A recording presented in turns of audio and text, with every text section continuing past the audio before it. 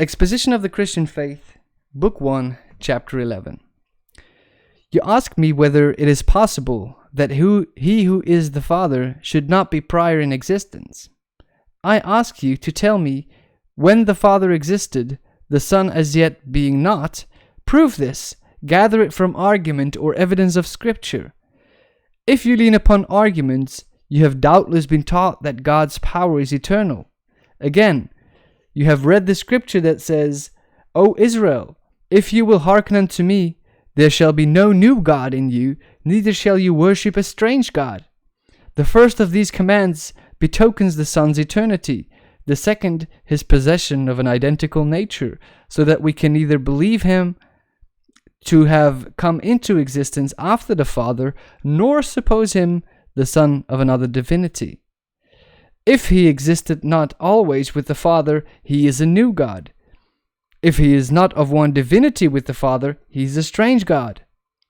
But he is not after the Father, for he is not a new God, nor is he a strange God, for he is begotten of the Father, and because, as it is written, he is, quote, God above all, blessed forever, end quote. Romans 9, verse 5.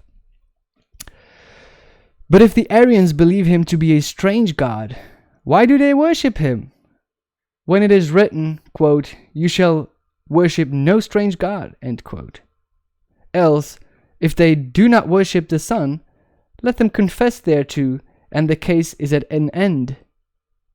That they deceive no one by their professions of religion. This then, we see, is the witness of Scriptures. If you have any others to produce, it will be your business to do so. Let us now go further and gather the truth in conclusion from arguments, for although arguments usually give place even to human evidence, still, heretic, argue as you will. Quote, experience teaches us, end quote, you say, that the beginning which generates is prior to that which is generated.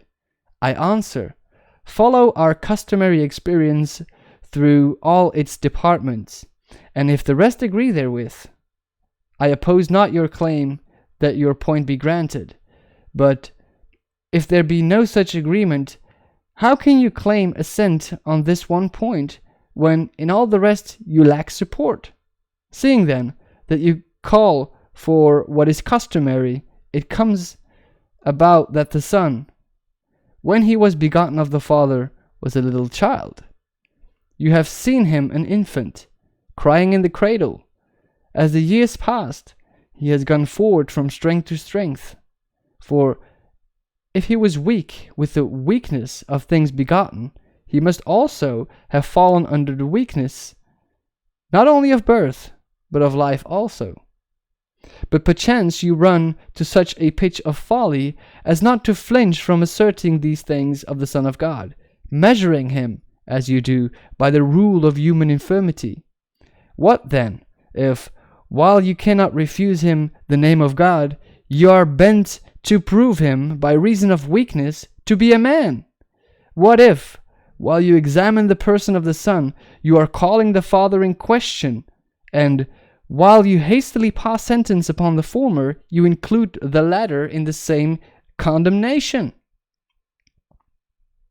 If the divine generation has been subject to the limits of time, if we suppose this borrowing from the custom of human generation, then it follows further that the Father bare the Son in a bodily womb, and labored under a burden while 10 months sped their courses. But how can generation, as it commonly takes place, be brought about without help of the other sex? You see that the common order of generation was not the commencement, and you think that the courses of generation, which are ruled by certain necessities, whereunto bodies are subject, have always prevailed. You require the customary course. I ask for difference of sex. You demand the supposition of time. I that of order. You inquire into the end.